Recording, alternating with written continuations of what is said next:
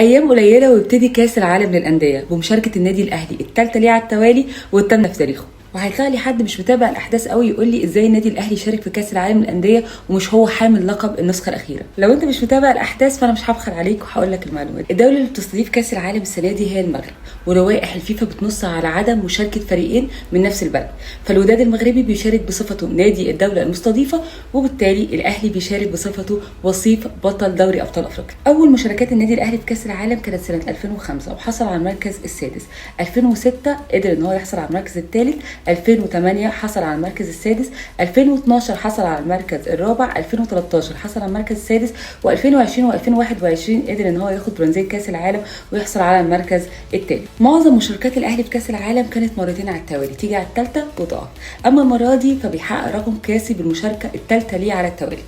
طبعا بنتمنى ان الاهلي يلعب اداء قوي جدا، يقدم بطوله استثنائيه وتنتهي فرحه كبيره لجمهور الاهلي. اول مواجهه للنادي الاهلي هتكون يوم 1 فبراير مع اوكلاند سيتي، الفايز منهم هيقابل سياتل ساوندرز الامريكي، والفايز في اللقاء ده هيقابل ريال مدريد في نصف النهائي. ونتمنى طبعا ان الاهلي اللي يفوز علشان مباراه ريال مدريد دي بطوله ثانيه لوحدها. وده ملخص سريع لمشاركات الاهلي السابقه في كاس العالم والمشاركات المحتمله في كاس العالم للمغرب.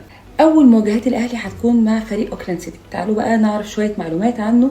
الفريق ده بيتصدر قائمه اكتر الفرق المشاركه في كاس العالم للانديه، دي المشاركه العاشره ليه. كمان اكتر الفرق اللي لعبت في كاس العالم لعبت 14 مباراه. اوكلاند سيتي بيتصدر الدوري النيوزيلندي ب 28 نقطه، وكذلك الاهلي متصدر الدوري المصري. كمان الفريقين بيلعبوا بنفس طريقه اللعب 4-3-3. ابرز اللاعبين الموجودين في اوكلاند سيتي اللاعب الارجنتيني إيميليانو تاتي، ده عنده 34 سنه، لكن اكتر اللعيبه اللي قدرت انها تحرز اهداف في كل البطولات اللي بيشارك فيها الفريق في الموسم. فقدر في الموسم اللي فات يحرز 19 هدف ويصنع 4 اهداف في 30 مباراه. والتاني ابرز اللعيبه عندهم هو كاميرون هايسون، وده عنده 28 سنه، بيلعب في خط الوسط والسجل التهديفي بتاعه عالي، فقدر الموسم اللي فات يحرز 11 هدف ويصنع 7 اهداف في 29 مباراه. وعموما مش دي اول مره نلعب فيها اوكلاند سيتي، لعبناهم قبل كده في 2006 في اليابان وقدرنا نفوز عليهم بثنائيه فلافيو ابو تريكه، وان شاء الله زي ما قدرنا نتخطاه في 2006 نتخطاه كمان في 2023.